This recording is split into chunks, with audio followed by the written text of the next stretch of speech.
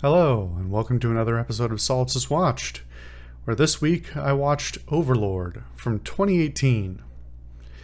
Now, this now being October, we are into spooky season, and therefore I will be endeavoring to watch a few more horror or horror-adjacent films for the month at the very minimum.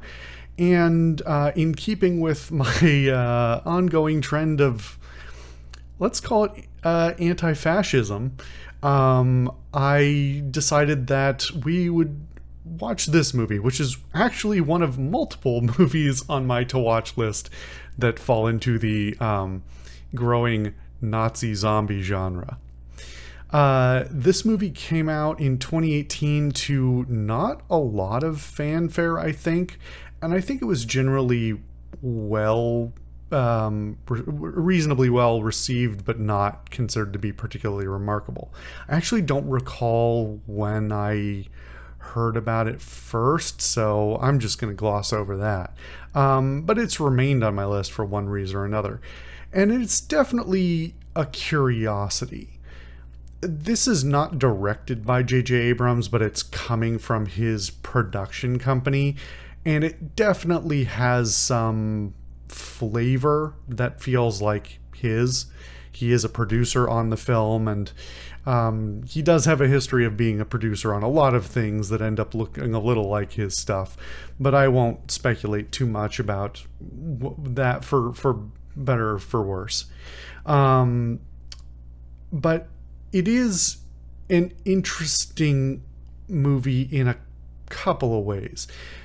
One is, let's just dig in for a second to the subject of Nazi zombie genre, which has been sort of a growing thing ever since Call of Duty added it as a game mode way back when. There were always things that were sort of adjacent to it, but the specific blend of those two, the World War II plus zombies or other supernatural elements has always been a little bit in the background until the last 15 years, let's say. And to see multiple movies come out of multiple countries as well, I might watch another one of them during this month, be in this specific genre, it's kind of an oddity because there's a couple of historical reasons and literary reasons why you would do this. For one, fuck it, the algorithm doesn't like me anyway. The Nazis notoriously were into the occult and weird shit and lots of pseudoscience garbage, and they liked doing horrible things to people who they saw as being below them, including lots of experimentation. And so, as far as fiction goes, it is ripe for speculative fiction about the real world atrocities that occurred, but also the kind of madness that those people were into.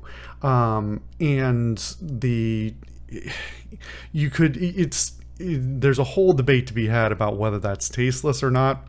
I think it kind of is, but I don't think that goes to the point of you shouldn't, make the jokes or whatever.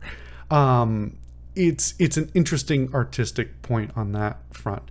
But the contrast to that is that, or the accompaniment to that point, is that throughout history for the last 90 years or whatever, it's been pretty well agreed on that it is generally a positive experience to see a fascist have bad things happen to them, let's say.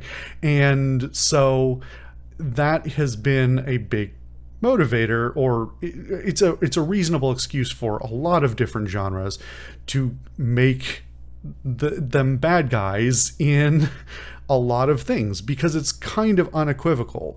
Yes, you could get into the niceties of some people were just people who got drafted, but that's more historical detail than cinema generally wants to get into. And so when it comes to let's find unequivocal bad guys that we can paint with a broad brush and feel pretty good about bad things happening to them, it makes it pretty easy. And so whether that's a more historically oriented film or one that's more fantastical like this, it's an easy swing. So that leads us to this film, which interestingly does not lean as much as I thought into the sort of fantastical elements, at least not cinematically. Narratively it does, cinematically not so much, and that's kind of where my confusion comes in. And I'll be totally honest, I haven't settled on whether I like or dislike this film, and I'm not sure I'm going to settle, because a lot of the production on this movie is quite good, but that doesn't change the fact that it's got some glaring holes in it and kind of glaring mistakes to me from a cinematic production perspective on how to write and produce a cohesive narrative in this sort of hybrid genre.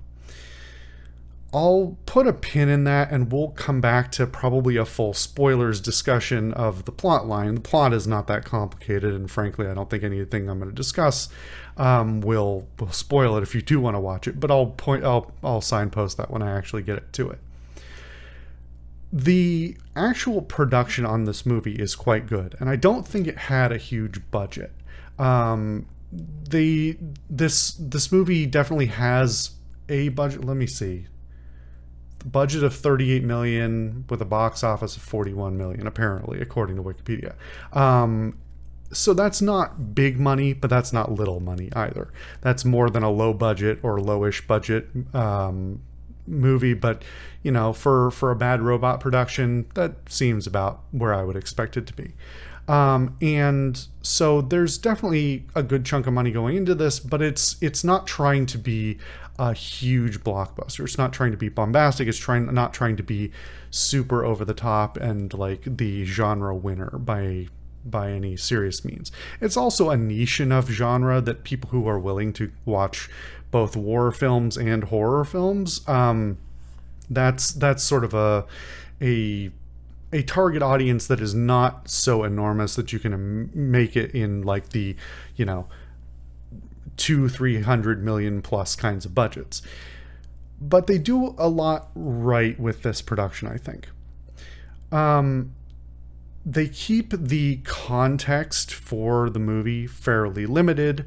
They don't use too many locations. This is not some sprawling adventure film. It is not trying to have too many like grand sweeping shots. It makes very smart use of some natural environments in ways that look more expensive than they probably were, that mostly amount to let's go set up in a forest or a field or a set somewhere, and they don't try and go too over the top with that. A lot of with the number of Nazi films that are out there, I have to imagine that some of the costuming could be reused, but that's neither here nor there. I guess that's not probably the biggest budget item on a lot of these productions. But they make smart use of practical effects and some CGI. I am going to say that pretty much all of the CGI in the film I don't think is particularly good and could have been just removed. It didn't sell me more on the things that were going on, whether it's very normal things like these big fleet convoy scenes or something like that. The CGI is fine, but those wide shots of this huge troop movement didn't really, wasn't really necessary. It didn't look that great. And then there's monster stuff that they do later, and largely the practical stuff is really good, and the CGI stuff is not. And it's a shame because they don't even use the CGI stuff very much, which I think is smart, but they should have just used it not at all, if you ask me. It's just not done enough to even warrant it. There wasn't a unique enough shot to go, even if this looked kind of not perfect, we should go for it anyway. I could at least respect if they, swung and missed, but it really felt like it was just, it wasn't for a specific vision. It was just, well, just, fill this in. There was an idea and we can do it cheap with CGI, which is a shame because it's just kind of takes me out of it personally. Meanwhile, like I said, the practical effects are really, really good. There's some animatronic stuff. There's some green screen compositing stuff. There's a lot of makeup work and prosthetics and things like that are used really well. There's some in-camera tricks and stuff like that. And there's probably some light CGI doctoring stuff that I don't particularly notice, but is probably fine as well. But it's definitely, the practical stuff is what's more impressive. And there's a lot that can be done with practical effects and lighting and makeup and those sorts of things that, unless you have a really great, important, specific vision for something, the more movies I watch, the more I think you should just avoid a certain shot or a certain effect or something like that. There's one where I was just thinking, this looks bad, but they actually could have gotten a practical version of this and made it more impactful by the severity of it.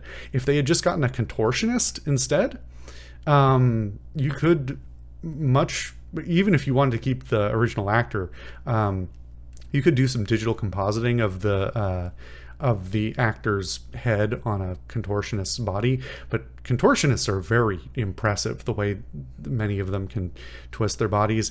And I was just looking at this CGI body morphing thing and going, this isn't very impressive at all. A real person can do more than that with their own body. It would be more impressive that way if it was more freaky. So it just seemed like a waste. Anyway, as far as some of the horror elements, and this is where we're going to get into sort of the stuff I'll talk about in the spoiler section. The horror elements are pretty thin actually in this movie, and it does raise the question for me of that we'll get into the rest of the video. Basically, what was the target audience and what was the point? And this is where my confusion and lack of settling on whether this is a good movie or not, it comes to sort of a head. Because to me, a lot of the horror that's in the film is fairly cheap, and it's cheap jump scares and things like that, or just this I don't think this is a spoiler. It's not very monstery at all. You'd kind of expect with a lot of the setup they do that things would get really horrific, and they don't. It's mostly just it's like I'm completely unimpressed, especially even after having watched like the Resident Evil films, where I'm way more afraid of the monsters in those films than anything in here. Because most of what this movie is just guys. It's just dudes, big jack dudes who are kind of mangled, maybe have some like weird protrusions or something like that, and that's kind of it. And it commits the cardinal sin of being boring. And I've talked about this many times before. The worst thing for a movie to do is not to be bad. It's not to swing and miss. It's not to do something really poorly. It's to be dull, because I tune out, and to me that's worse than me like still being fixated on it but rolling my eyes, or even better, rolling my eyes and laughing, which would be much better. And so a lot of what I think they want to have be the impactful scenes, I'm literally checking my watch going, all right, when do they stop punching each other? I'm done here. I already know how this is going. And this gets into the whole movie of, that's most of the movie. I could read this movie like a book from start to finish. I knew things that were going to happen 20 minutes in the future, 40 minutes in the future. It's a very simple story. And that's not inherently a sin. And it's not inherently a sin to be like heavily tropified either. Sometimes you just want to like sort of, turn off your brain and watch something. But especially in contrast to other cheaper, crappier horror movies and other better produced, but still not great World War II movies like the Ministry of Ungentlemanly Warfare, which we watched and I wasn't a huge fan of. That was way more entertaining. Because I didn't really know what was going to happen. I couldn't, read it quite as easily. But this is just so heavily tropified, and I just wasn't invested, and the impactful scenes were not impactful.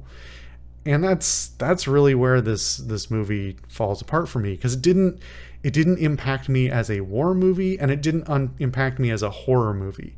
It was just sort of boring and gross. Because that's mostly what the movie ended up going for. Was it just grossed me out a few times. Now I'm as I mentioned before, I'm particularly squeamish around sort of medical stuff, and so they do a bunch of things that I'm particularly sensitive to and just gross me out. But also they're just not done particularly well. I'm going to describe one particular scene here that's not a spoiler, but also if you're squeamish like me, you may not want to hear this. There's a scene where they go down into a lab and there's a guy on a table and he's got a bunch of like big hoses hooked up to him. And they go to remove the hose, and I'm looking at this huge hose like, you can't remove that. Something horrible will happen, right? The hose is like 2 inches wide, and then all it is like, it's just a needle. It's just a needle on the back end. And I was like, I thought there was a huge hole in this guy, but it's just a big hose on a sort of large, but still just a needle. It's weird. Why did you do that? It's just gross. And also, like if you wanted to do body horror, this was a very non-committal way to do it. There are some cool effects. I really liked, this one was in the... No, I'm not going to spoil that one because it's one of the coolest things, but it's in the trailers as well, which annoys me. But there's a cool compositing thing where it's part of a person. Anyway, there are a few things in there, and I just feel like they could have gone way harder with the body horror stuff, which is not even something I like. I generally shy away from that stuff because it gets at certain personal icks for me. But if you're gonna mess around with body horror, don't just make a big bunch of big sweaty dudes. That's really boring. That really gross me out, freak me out. Show me truly that this is the worst thing I've ever seen and I should be horrified by the actions done here. Because unfortunately, okay, at this point, am I done talking about the rest of the movie? No, I'm not.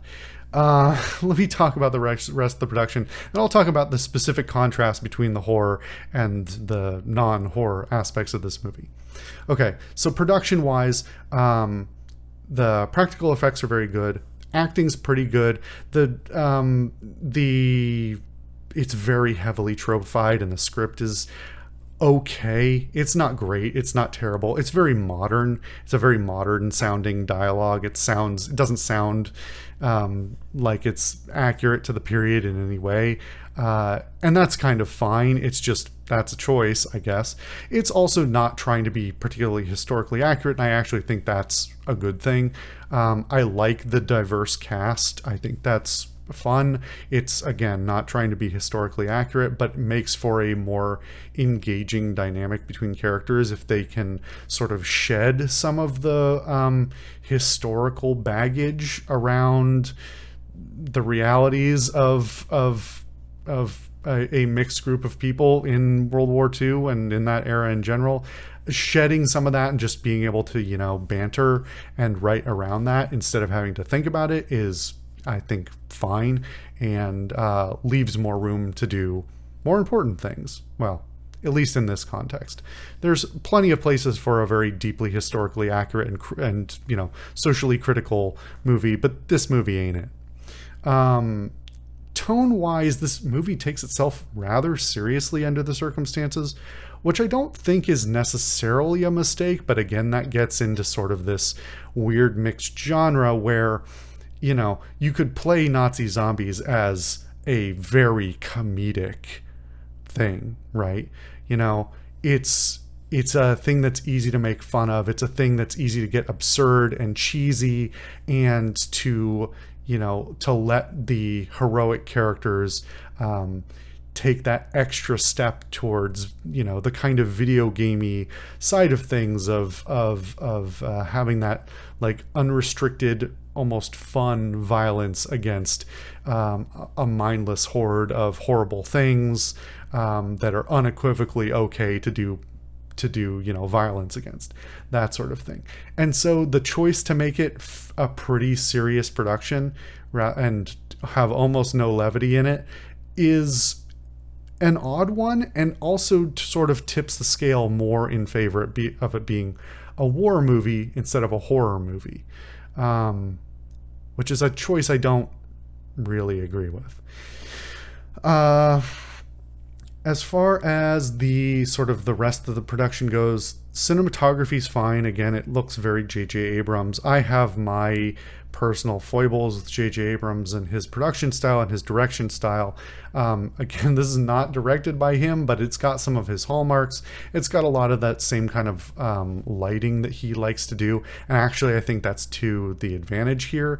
J.J. Abrams, for one, is generally very good at understanding how to intelligently light a night scene, scenes in darkness, so that it is still very legible and not washed out in color either. That's not a universal. He sometimes doesn't nail that. Again, I don't know why I'm talking about this like he directed it, other than it is his production company. But again, he has his fingers in these things, and I don't know how much authority he had or exercised, but it's hard not to draw the conclusions when he's literally pictured on the set in a lot of behind the scenes stuff. So anyway, so what else? The music is pretty much fine, with the exception of the final the credits roll and they play a Nas song from like 2004, and it's not even one of his like most well-known songs either. It's a really weird choice. I don't like nothing. There's nothing else hip-hop in the rest of this movie entirely. Like it seems very tone deaf, almost to the point of being offensive, because our main character is black, which is, it's unusual to have a World War II era setting with a black character, or certainly a black main character, and so they don't acknowledge his skin at all at any point throughout the entire film, almost to the point of the of absurdity, where they, for some reason, one of the characters at one point thinks he might be a Nazi, despite the fact that he's black, and notoriously the Nazis did not care for people who were not. Anyway, it's absurd. It's a writing error. But they don't acknowledge it at any point. And then to have the only thing in the entire film that's hip hop adjacent, like any reference to any cultural specific thing is a Nas song, is so weird. It's not even a contemporary one. It's from 14 years earlier or something like that. Nobody in that theater had listened to that song in 10 years, I guarantee. It's just so bizarre. But the rest of the soundtrack is fine. It's fine. It's not great, but it's not terrible either. And most of the rest of the cinematography and the scene shot composition, that kind of stuff, is all totally fine. It's serviceable. It's not wowing me, but I'm never bothered by it. There are a few shots that I actually do really like, but nothing really extraordinary there. Nothing I'm going to give great applause for. And I think that about covers all of the production stuff. So now I want to get into the plot and the writing a little bit, and my foibles with the genre choice and how they operated within the genre choices here. This is going to be spoilery, but again, if you really want to watch this, I don't think this is going to be the end of the world, because I think this movie is really easy to read what's coming. If you have any grasp of cinema at all, or literature at all, or any sort of genre tropes for this sort of thing. So yeah, warning there if you just don't want any spoilers. So the movie spends like the first 40 minutes with basically zero reference to anything supernatural or horrific at all. It reads like a run-of-the-mill, well, not 40 minutes, but at least like 20, 30, and then it very suddenly ramps up at about 40, I think. They just like don't acknowledge it at all. And that's very weird, because the marketing around this movie very heavily emphasized that it was not just a alternate history, historical fiction war movie. That was not it. So to have the movie bury the lead like that doesn't make sense from a marketing perspective. It also doesn't really make sense from a literary perspective either, because you should lead your audience into your more supernatural elements slowly. You don't want to, it's better than just having it right up front hit you in the face with the supernatural stuff. I think easing people in and letting it mirror the experience of the characters on screen as they start to understand that things are not the way they seem is a good idea. But that's not what happens. They just don't acknowledge it at any point for like the first 30-40 minutes. There is the assertion at one point that there's a lab and they're doing experiments on the people in the town, and that people are, if they come back at all, are horribly messed up. And that's about it. And that could just all be chalked up to normal, horrible Nazi behavior. So for it then to transition to being more supernatural, like beyond belief, is a weird transition, because the way that the main character even gets to find these things out is a complete bizarre happenstance.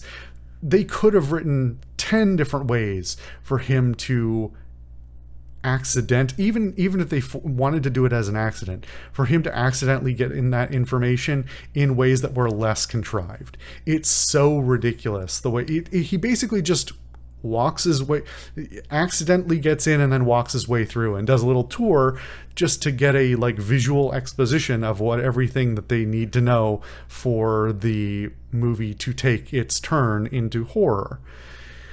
And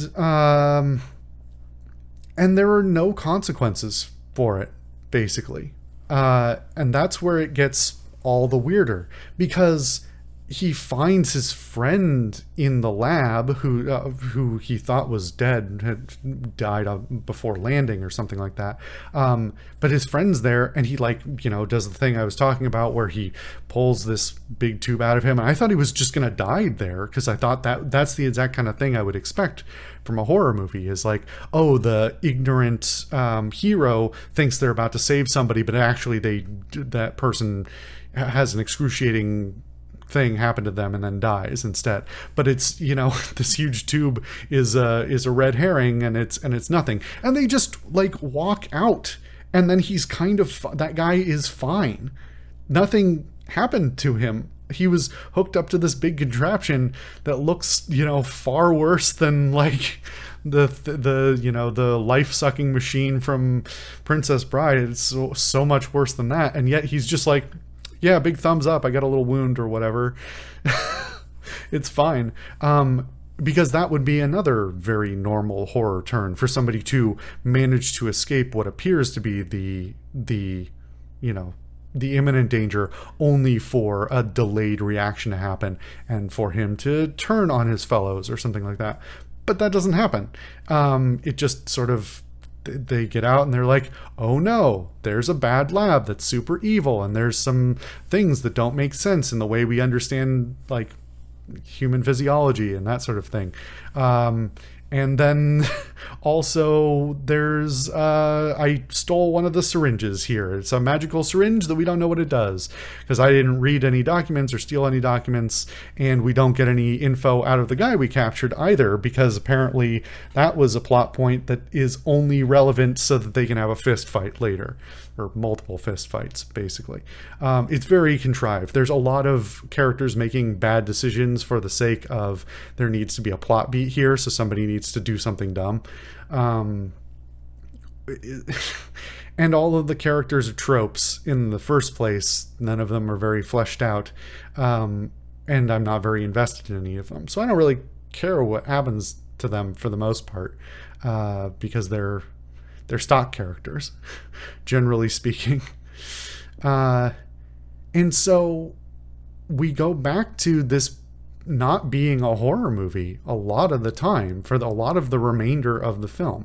Or when the horror elements do come up, they are in very limited ways.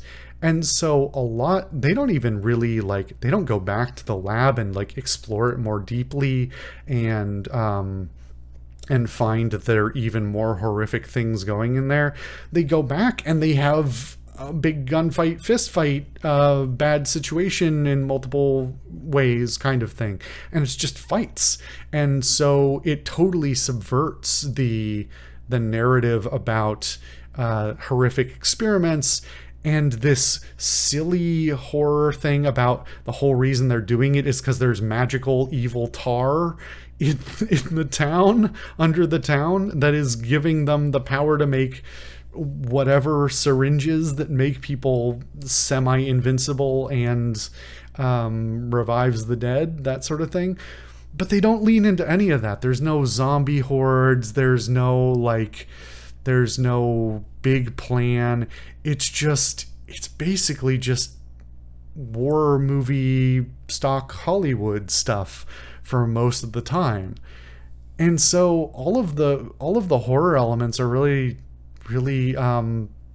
sandwiched into mostly the one scene where he goes down to the lab by accident. Seems like a huge missed opportunity.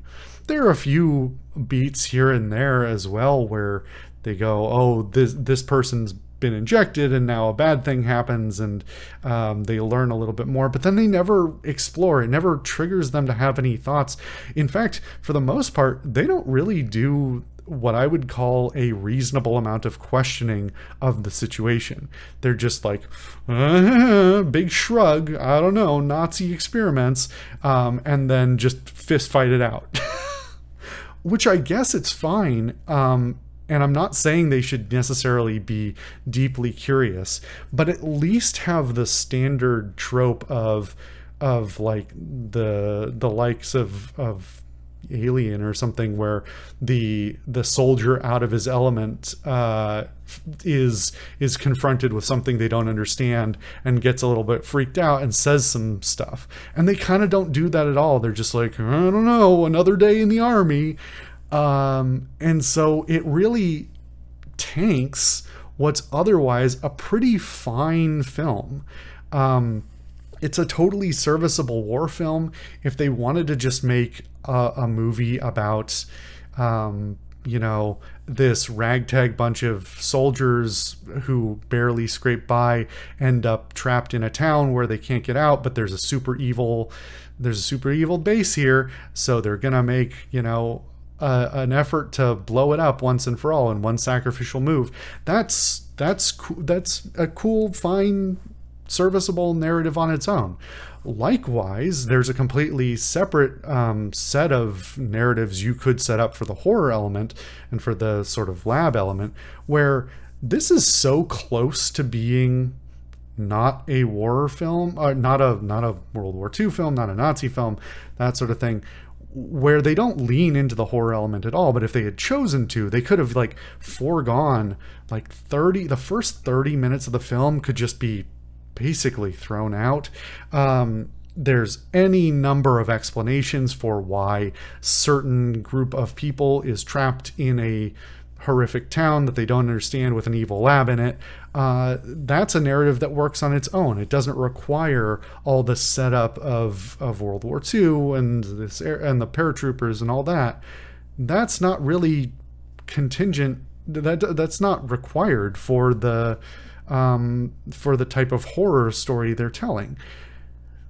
That doesn't mean you can't or shouldn't do both, but then either way, you should either forego the horror element completely or the supernatural element, or lean way, way harder into it. I want to see like some really horrific stuff, and this is where I'm going to get to my most annoyed point about this entire thing, which is the worst thing I have to watch in this film has nothing to do with the monsters.